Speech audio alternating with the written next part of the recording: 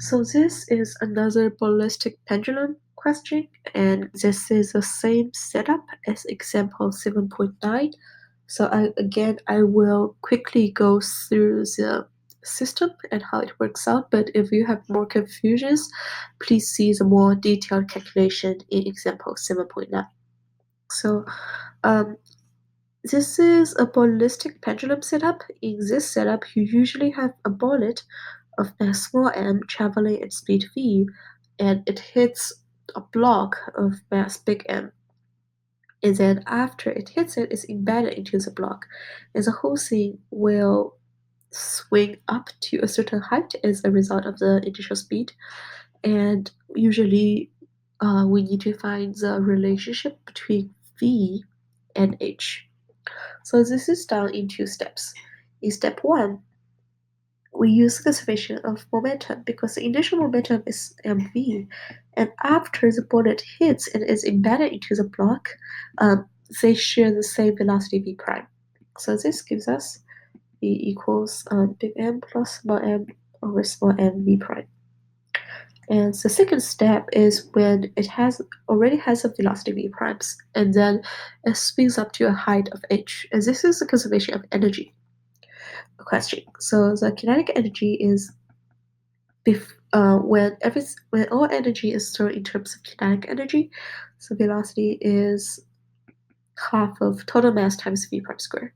And when it swings up to the highest point, so that all the energy is in the form of potential energy, we have big M plus small m gh.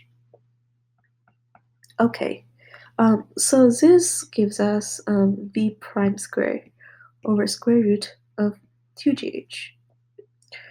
So overall, v prime square equals 2gh, but so v prime equals square root of 2gh. And these two expressions together gives us that v equals big M plus small m over square root 2gh. So this is the expression that is true for the ballistic pendulum setup. Okay, now let's look back to this particular question. We're told what small m is, we are told what v is, we are told what big M is, and we are told this explanation of how long this pendulum is. And we need to know the vertical and horizontal component of the pendulum's maximum displacement. So the vertical displacement is just h, and this can be found with this expression. So we worked out here in example 7.9. And if we already know what h is, we can use it's just geometry because we already know what L is. So from that we can figure out the horizontal displacement as well. But let's first work out the vertical displacement. We have v equals big M plus small m over square root 2gh. I can rearrange this equation into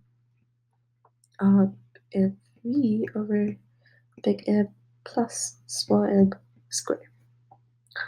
So now I plug in all the numbers. Meters per second squared times 0.028 kilogram times 190 meters per second over 0.028 kilogram plus 3.1 kilogram square. So this is 0.1476 meter, but since we only have 2 significant digits, we need to round it into 0.15 meter. That is the vertical displacement. Now we need to work out the horizontal displacement. So let's draw out the setup. This is h, this is L, so this distance is L minus h, this is L. So if I call this x, what we have is x equals square root of L squared minus L minus h squared. And L is 2.8 meters squared, this whole thing squared, minus 2.8 meters minus 0.028 0.15 meter squared. And that gives us 0.90 meter.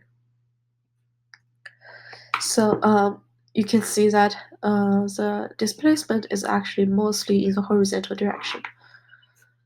So yes, that is vertically it will rise up by 0.15 meter, and horizontally it will move by 0.9 meter.